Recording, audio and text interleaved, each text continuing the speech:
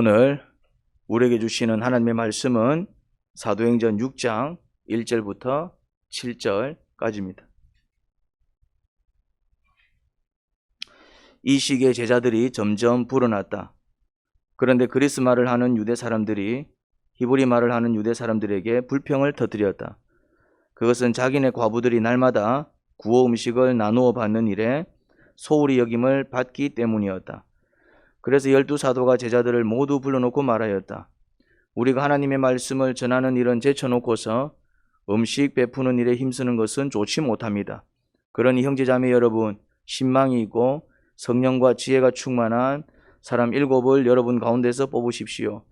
그러면 그들에게 이 일을 맡기고 우리는 기도하는 일과 말씀을 섬기는 일에 헌신하겠습니다. 모든 사람이 말을 좋게 받아들여서 믿음과 성령이 충만한 사람인 스데반과 빌립과 브로고로와 니가노르와 디몬과 바메나와 안디옥 출신의 이방 사람으로서 유대교에 개종한 사람인 니골라를 뽑아서 사도들 앞에 세웠다. 사도들은 기도하고 그들에게 안수하였다. 하나님의 말씀이 계속 퍼져나가서 예루살렘에 있는 제자들의 수가 부쩍 늘어가고 제사장들 가운데서도 이 믿음에 순종하는 사람들이 많았다. 아멘.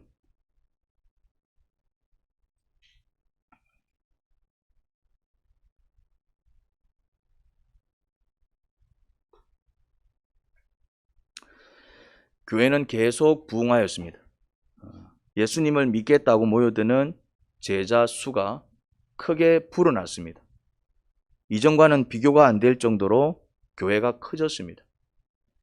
교회가 커진 것은 참 감사한 일이었습니다.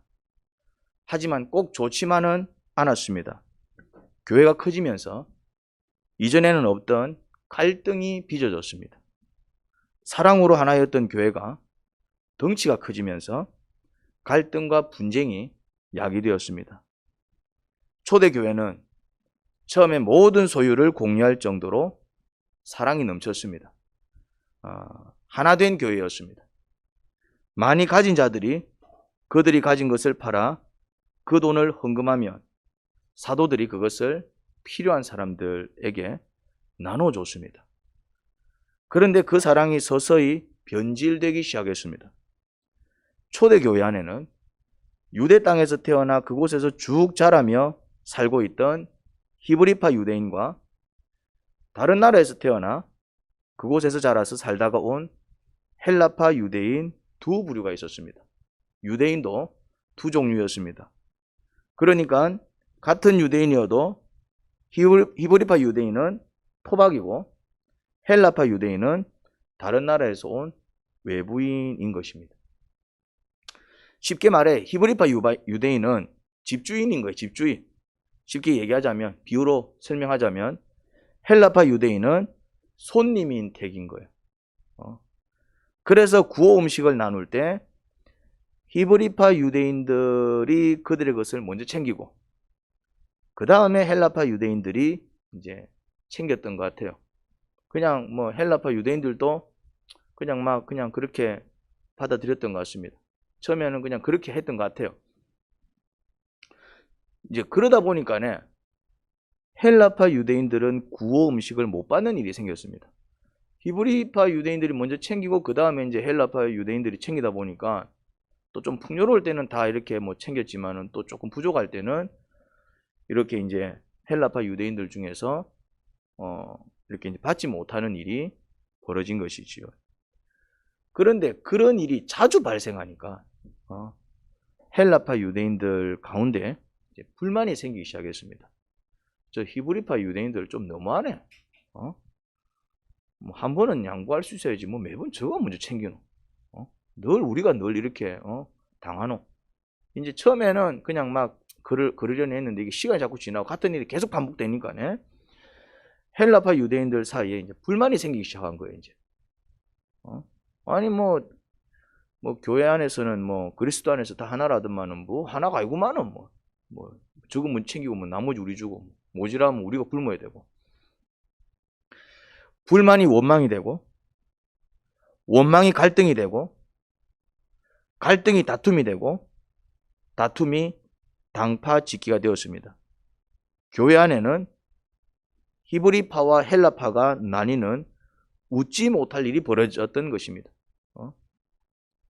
하나였던 교회가 둘로 쪼개질 수 있는 위기에 봉착한 것입니다. 이제 그런 위기에 봉착한 거예요. 뭐 쪼개진 건 아닌데 뭔가 분위기가 이제 이렇게 둘로 나뉘어져 가지고 씩씩거리는 모습이 이게 이제 팽만해진 것입니다. 팽배해진 것입니다. 이제 이게 좀 큰 위기죠. 교회로서는. 그런데 이 위기를 초대교회는 아주 멋지게 해결합니다. 해결을 해요, 결국. 물론 그 위기는 정말 힘든 순간이었겠죠. 그런데 멋지게 해결을 합니다. 그 방법이 뭐였을까? 어떻게 해결했을까요? 2절입니다. 그래서 12사도가 제자들을 모두 불러놓고 말하였다. 이제 이것 때문에 불러놓은 거예요. 이 문제 때문에. 우리가 하나님 말씀을 전하는 일은 제쳐놓고 음식 베푸는 일에 힘쓰는 것이 좋지 못합니다. 이런 이야기를 해요. 사도들이 제자들에게 한 말입니다.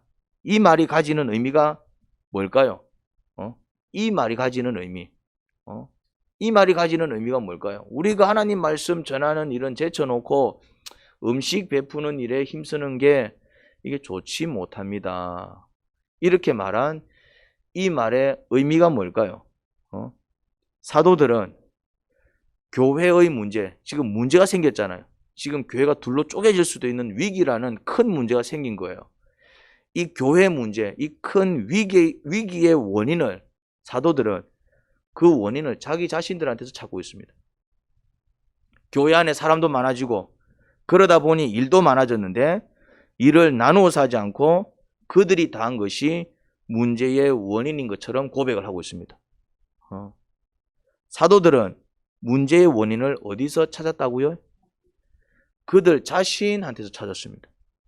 이게 바로 신의 한 수였어요.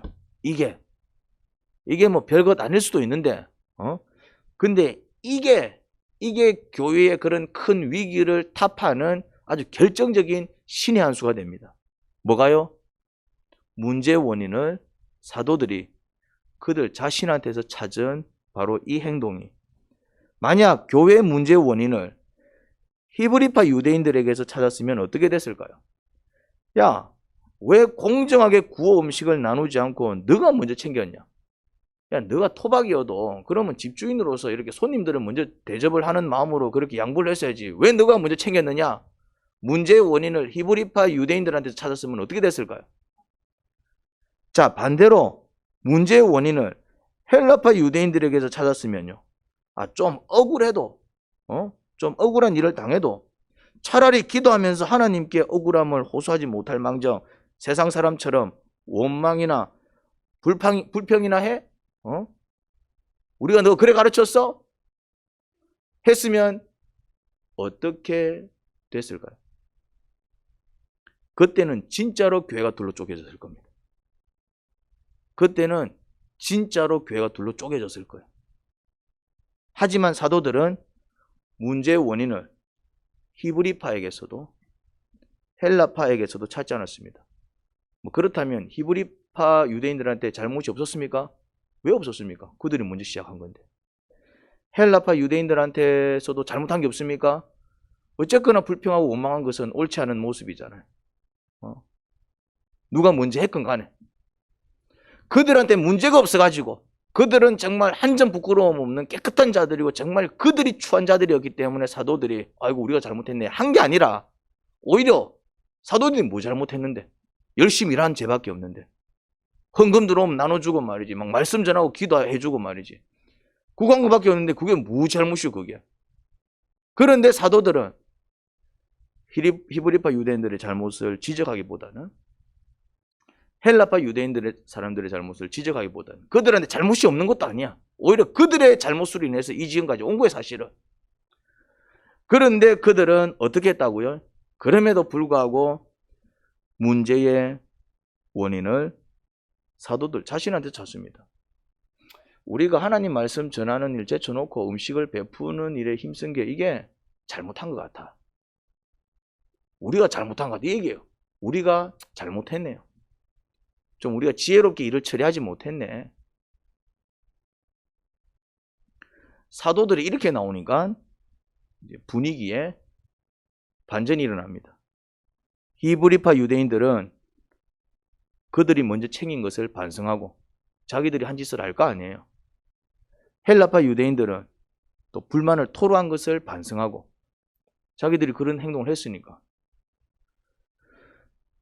여러분, 어떤 문제가 발생했을 때 우리가 살다 보면은 문제가 많이 발생하지요. 때로는 큰 위기에 봉착하기도 합니다. 어떤 문제가 발생했을 때 그 문제의 원인을 어디서 찾는지는 정말 중요합니다. 문제는 다 발생해, 살다 보면은. 이런 문제, 저런 문제. 그런데 그 문제의 원인을 어디서 찾느냐? 누가 잘못했냐? 누가 잘못했냐? 문제의 원인을 어디서 찾는지에 따라서 그 문제는 더 심각한 문제가 될 수도 있고요. 오히려 모두가 더욱 끈끈하게 되는 계기가 될 수 있습니다. 무엇에 따라서? 문제의 원인을 어디서 찾는지에 따라서. 여기서 이제 지혜로운 사람이냐 어리석은 사람이냐가 나오는 거예요. 여기서. 사도들은 문제의 원인을 그들 자신한테서만 찾은 게 아니라 문제를 해결하는 방법도 그들 자신한테서 찾았습니다. 문제를 해결하는 방식도 어디서 찾았다고요? 그들 자신한테서. 히브리파 유대인들한테 야, 너가 공정하게 일을 처리하지 못해서 이 일이 이 지경이 됐어. 앞으로는 좀 공정하게 일을 처리해. 그들한테서 해결책을 찾지 않았습니다. 너가 공정하게만 일 처리하면 이런 문제 다시 안 생겨. 이러지 않았습니다. 야, 물론 좀 억울한 일을 당해도 원망하고 불평하기보다는 차라리 기도하고 차라리 우리를 찾아와서 상담하고 그렇게 했어야지. 뒤에서 험담이나 하고 비난이나 하고 뒷담 하나 까고. 앞으로는 그러지 마라. 속상한 일 있으면 차라리 하나님께 기도하고 아니면은 사도인 우리를 찾아와서 어떻게 하면 되겠냐. 상의를 해야지. 뒤에서 저끼리 험담이나 하고 비난이나 하고. 그런 짓 하지 마. 이렇게 문제를 해결하는 방법을 찾지 않았습니다. 이것도 하나의 방법이 될 수 있잖아요. 일 공정하게 처리해. 이제 좀 신앙생활 좀 했으면은 이제 그 정도는 알아서 해야지. 일 처리를 매번 그런 식으로 하니 공정하게 처리해. 공정하게. 첫날만 일은 원망불평이고 살다 보면 뭐 좀 억울한 일 당할 수도 있고 참는 거는 모르고 막 일만 생긴 뽀로로 가갖고 막 이 사람 붙들고 험담하고 저 사람 붙들고 비난을 해갖고 그럼 교회가 쪼개지 잘 되나? 이러지 않았다 이 말. 이럴 수 있는데 충분히. 문제를 해결하는 방법 또한 어디서 찾았다? 그들 자신한테서. 어떻게 해요? 그들이 그들의 고난을 내려놓기로 한 것입니다. 자, 그러니 형제자매 여러분, 신망이 있고 성령과 지혜가 충만한 사람 7을 여러분 가운데서 뽑으십시오. 그러면 그들에게 이 일을 맡기고 우리는 기도하는 일과 말씀을 섬기는 일에 헌신하겠습니다. 자, 이게 이제 해결책입니다. 해결책을 누구한테서 찾습니까? 해결책을 누구한테 찾아요? 자신들. 우리가 이렇게 하겠다 이렇게 얘기하잖아요. 너가 이렇게 좀 해라. 좀 공정하게 일 좀 처리해라. 원망불평 좀 하지 마. 다른 사람들한테서 해결책을 찾은 게 아니라 누가 돼서 내가 이렇게 하겠다. 그럼 앞으로는 엄마가 이렇게 할게. 앞으로는 뭐 제가 이렇게 하겠습니다. 그럼 앞으로는 제가 이렇게 한번 해보지요. 해결책을 어디서 찾았다고요? 자기 자신. 내가 어떻게 한번 해보겠습니다. 사도들이 어떻게 했다고요? 그러면 앞으로는 우리가 좀 이렇게 같이 일할 만한 사람을 세워가지고 그 사람들한테 우리 고난을 좀 넘겨서 이제 이 일은 그 사람들이 할 수 있도록 하고 우리는 그냥 또 기도하는 일, 또 말씀 전하는 일 이렇게 이제 일을 나누어서 한번 해보겠습니다.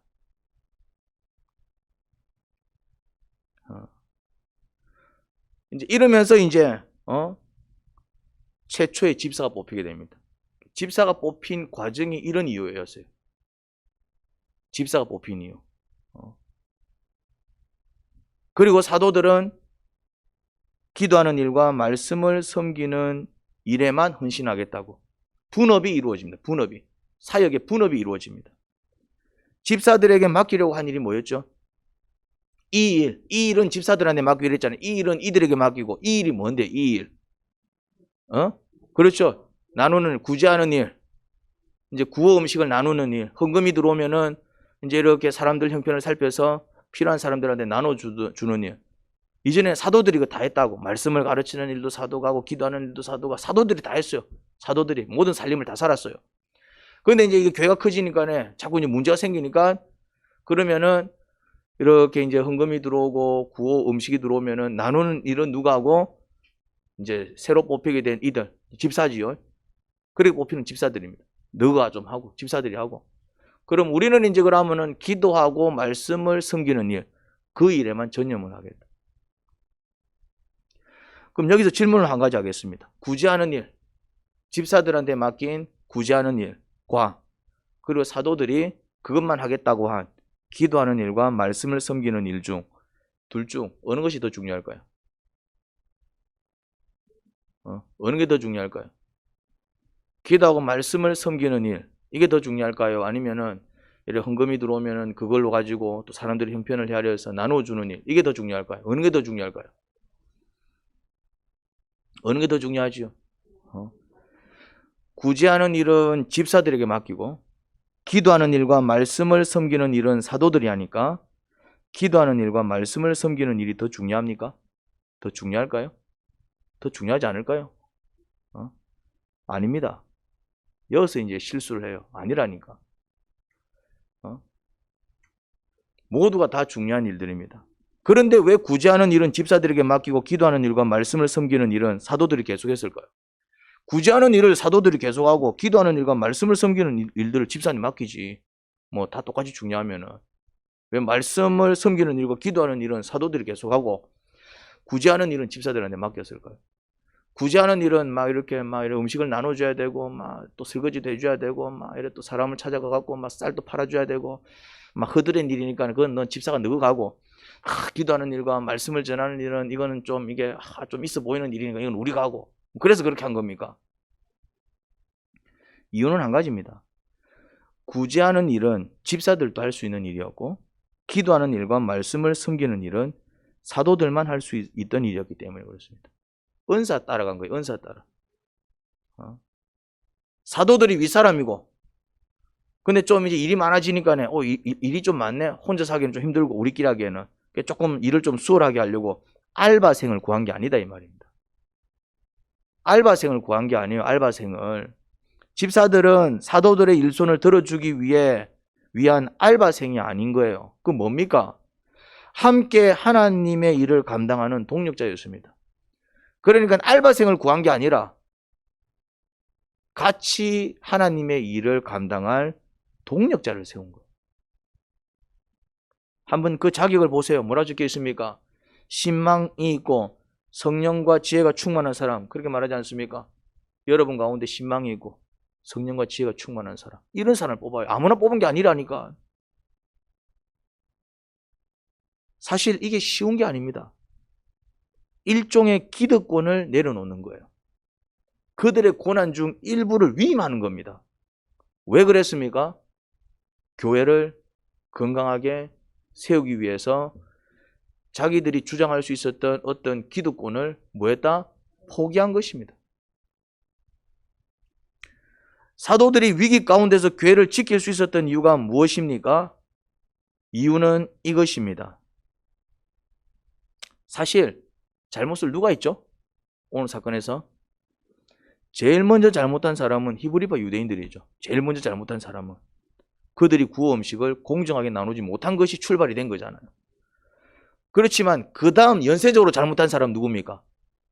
헬라파 사람이잖아요. 그 일로 열받아가지고 막 원망하고 불평했으니까 똑같은 사람이 된 거예요. 똑같은 죄인이 된 거예요. 먼저 시작한 건 아니지만은 누군가가 죄 짓는 것에 영향을 받아가지고 저것들 왜 저래 이러면서 막 원망하고 불평했으니까 연쇄적으로 죄를 지은 것입니다. 그럼에도 불구하고 주의 사랑으로 용서하고 그 죄에 참여하지 말았어야 되는데 처음에는 잘 했는지 모르겠지만은 자꾸 같은 일이 반복되니까 그들도 인간인지라 막 화가 나가지고 이제 뭐 합니까? 이제 막 원망하고 불평하고 막 뒤에서 막 막 그것들이 막 그래 사트라 막 험담하고 하면 안 되는 추잡한 짓을 한 겁니다.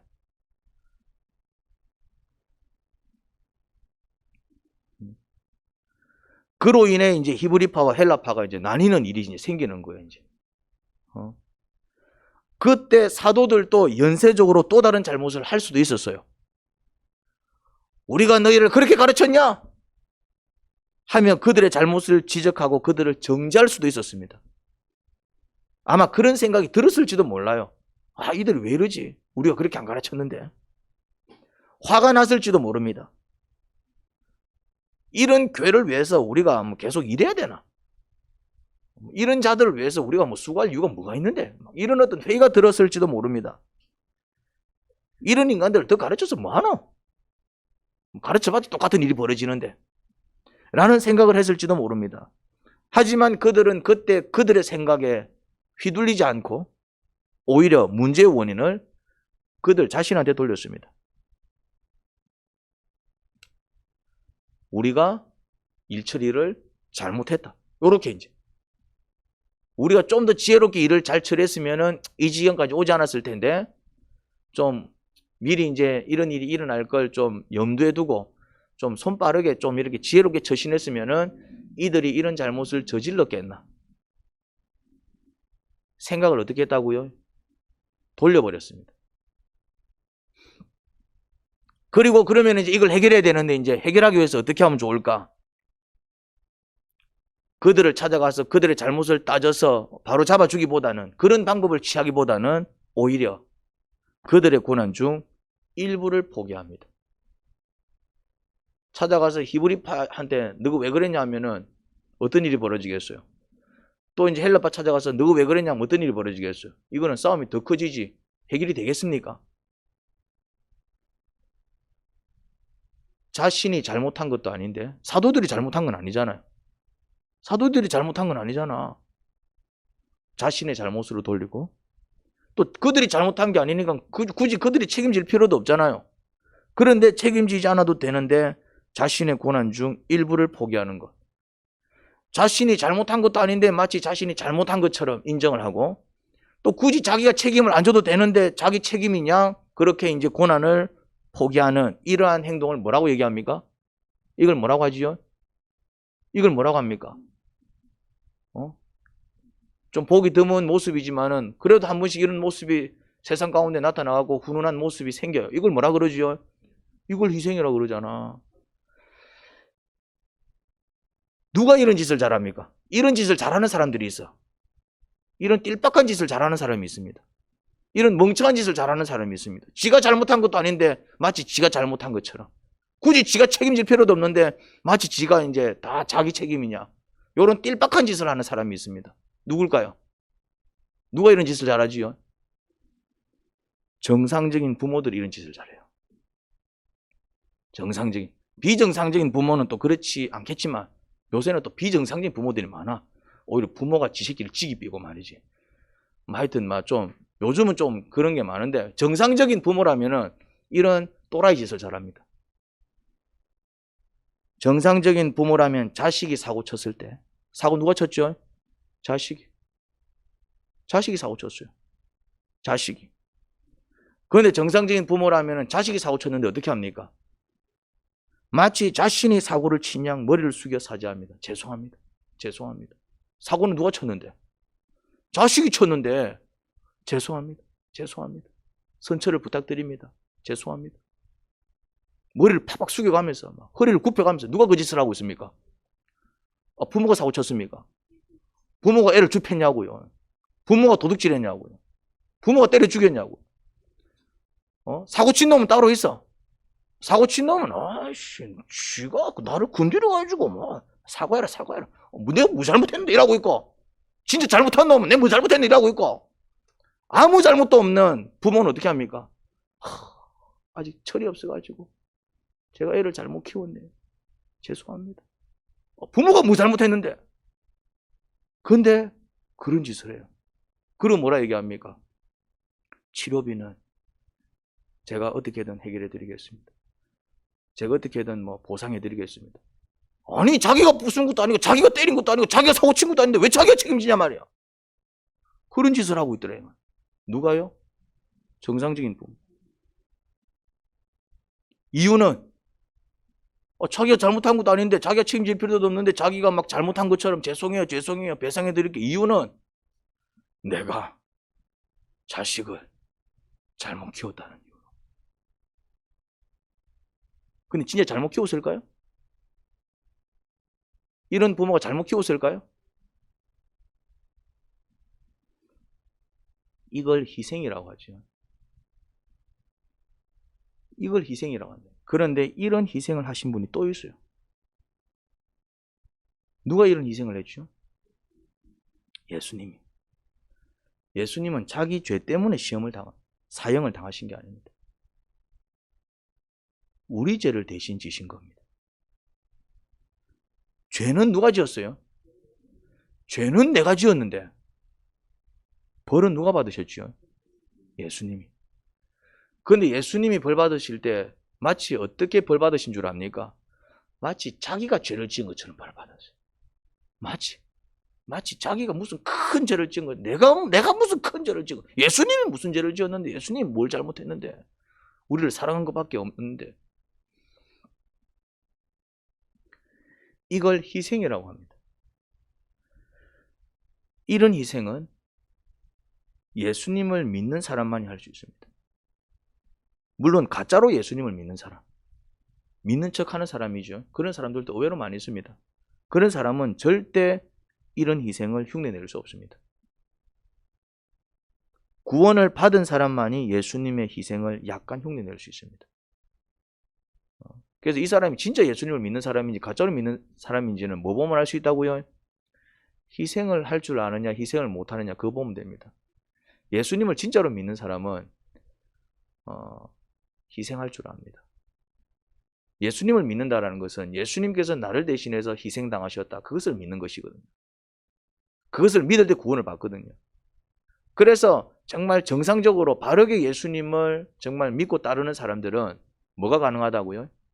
물론 쉽지는 않아요. 쉽게 한다는 얘기는 아니에요. 그런데 가능해요. 근데 예수님을 믿지 않는 사람들은 희생이 불가능합니다.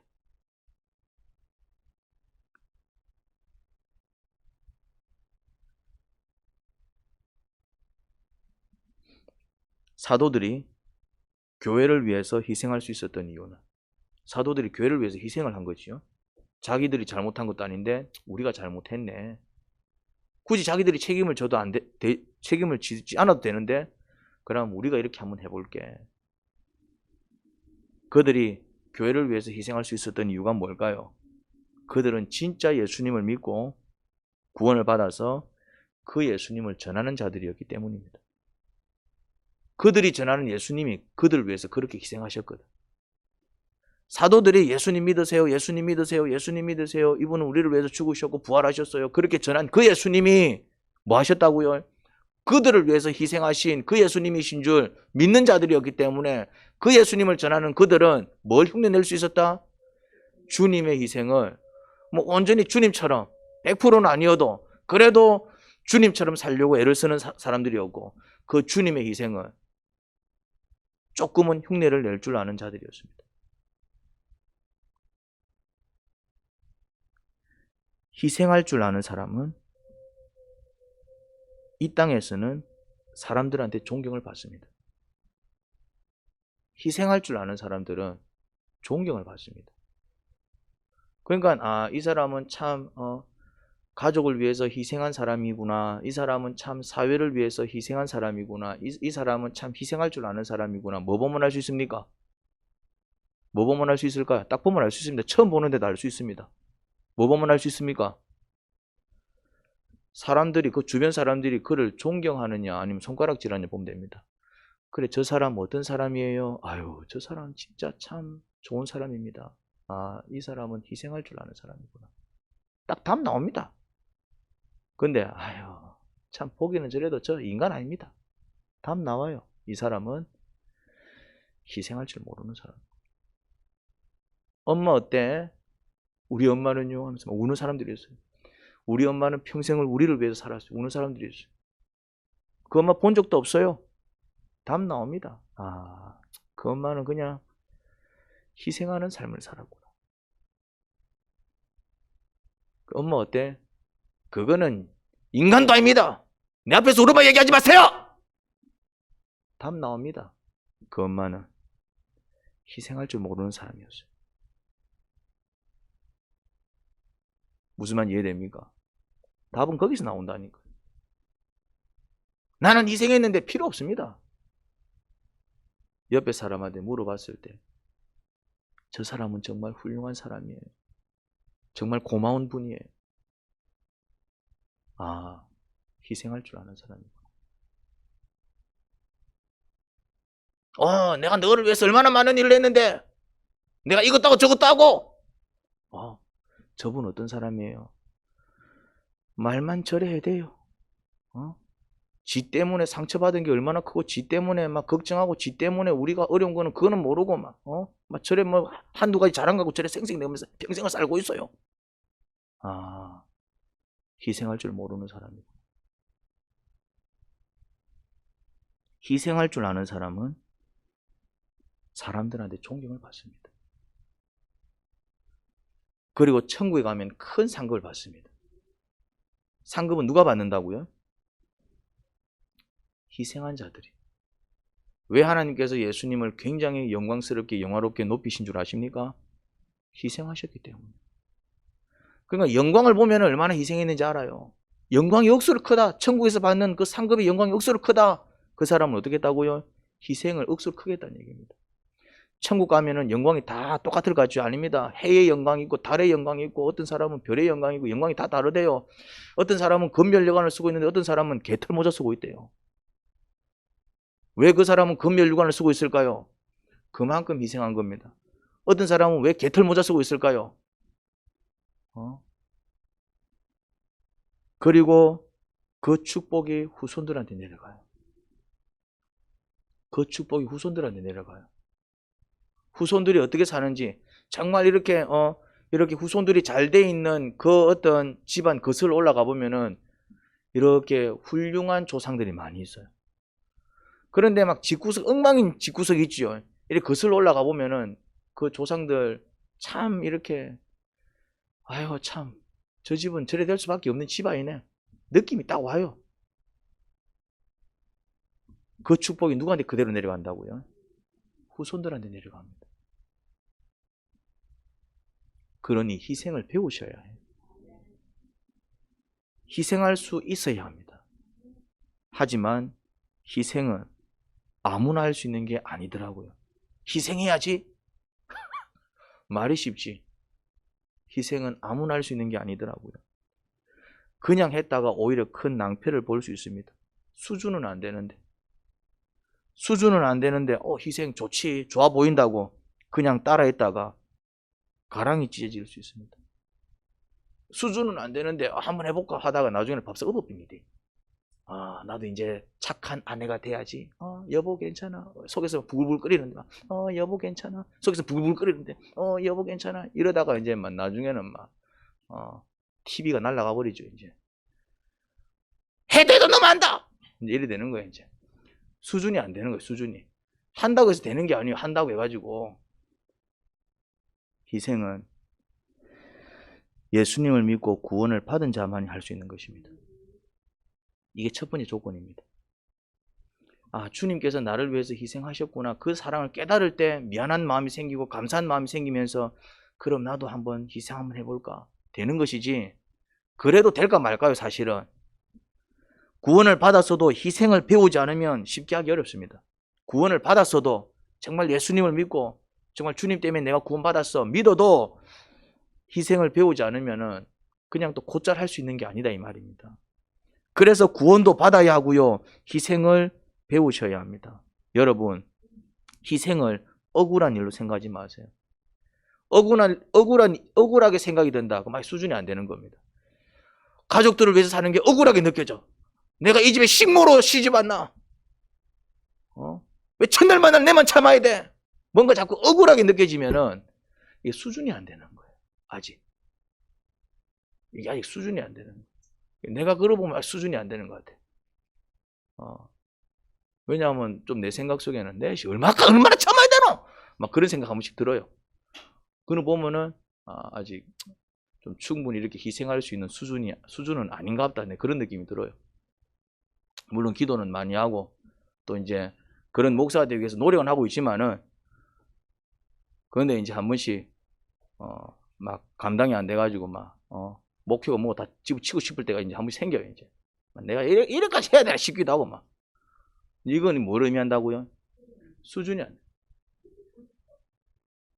마찬가지예요. 이제 막 목자를 하는데 하다 보면은 막 내가 뭐 밥해 먹이고 내가 언제까지 이 짓을 해야 되노? 그럼 죄송하지 뭐라고요? 아직 수준이 안 돼. 열정을 하잖아요. 열정을 이제 우리 목자가도 있고 열정도 있고 다 섬기는 일이거든요.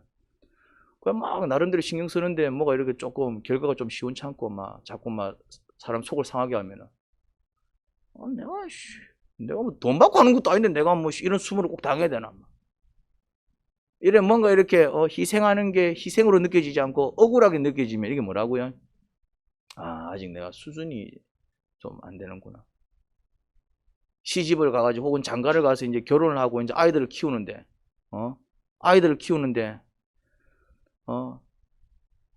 엄마가 도대체 뭐까지 해줘야 되는데 이거는 이제 좀 알아서 해야지.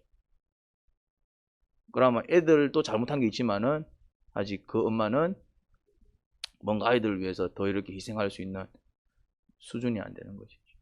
수준의 문제다. 수준의 문제. 그러니까 희생을 아무나 하는 게 아니더라 이 말. 똑같은 희생을 하는데 억울한 생각이 드느냐, 아니면은 비록 좀 난 힘들지만은 내 희생으로 인해서 또 이 아이들이 예쁘게 자랄 거야, 또 우리 가정이 잘 될 거야, 내만 참으면 돼.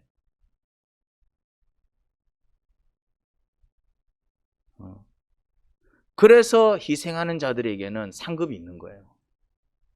그래서 상급이 있는 거예요. 가면은 상급이 다 그거라니까네. 막 상급을 줘요. 주님 나한테 왜 이러십니까? 이러면은 네 가정을 위해서 희생했잖아. 네 자녀들을 위해서 희생했잖아. 안 해도 되는데 목자랍시고 그거 다 뭐 남남 뭐 안 해도 되는데 그래도 나를 위해서, 복음을 위해서 네 그렇게 또 그들을 위해서 희생했잖아. 주님 다 알고 계신다니까요. 그래서 상급 주시는 거야.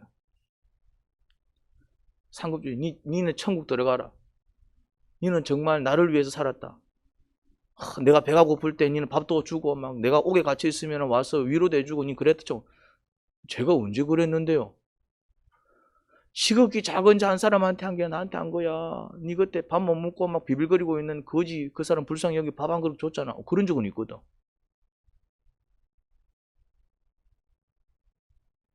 니는 지옥 가라.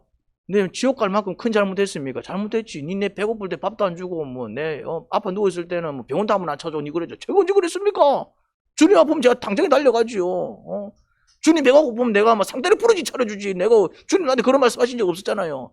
지극히 작은 자 한 사람한테 하지 아니한 것이 나한테 하지 아니한 거야. 거지가 좀 1,000원 좀 달라는데 막 됐어요 갔어요. 막 첫날 만날 와갖고 막 어쩌자는 겁니까?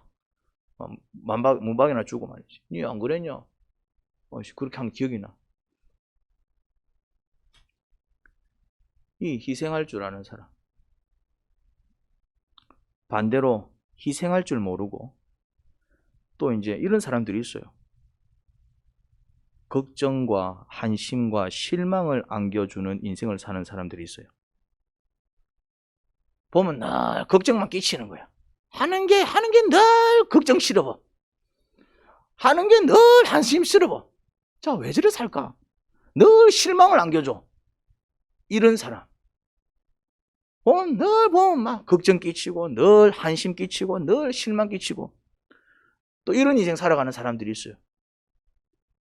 이런 인생을 사는 사람들은 어떻게 될까요? 잘 모릅니까? 제가 가르쳐 드리겠습니다. 말년이 비참해. 말년이 비참한 사람들.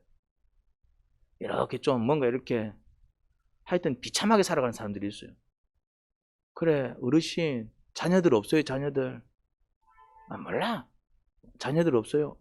어르신, 같이 이렇게 사시는 분 없어요? 같이 사시는 분. 친척들 없어요? 형제들 없어요? 뭐 이렇게 도와줄 만한 사람 없어요? 몰라. 난 그런 거 없어요. 비참한 말년을 사는 사람들의 공통점이 있어요. 그들의 인생을 거슬러 올라가 보면은 늘 걱정만 끼치고 늘 한심스럽게 살고 실망만 안겨주는 인생을 살아온 자들입니다. 희생할 줄 모르고 오히려 주변 사람들에게 걱정이나 끼치고 늘 한심스럽게 살고 실망만 안겨주는 인생을 살아온 사람들 공통점이 있습니다. 말년이 비참해요. 말년이. 진짜 말년이 비참해요. 말년을 보낼 때 마지막 인생 아닙니까? 말년. 이제 여기 보면 이제 말년에 접어드신 분들도 있고 이제 머지않아 말년이 오실 분들도 있고 물론 이제 아직 말년하면 이제 한참 멀은 젊은 애들도 있지만은 말년을 보낼 때 주변 사람들한테 존경을 받는 사람이 있고요. 비참한 말년을 보내는 사람들이 있습니다. 이곳에는 이미 인생 말년을 보내기 시작한 분들도 있을 거예요. 어떤 말년을 보내고 계십니까? 그리고 머지않아 말년에 접어들 사람들도 있습니다. 어떤 말년을 보내게 될 것 같아요? 아니, 여러분들은 어떤 말년을 보내고 싶으세요? 하나님 아버지,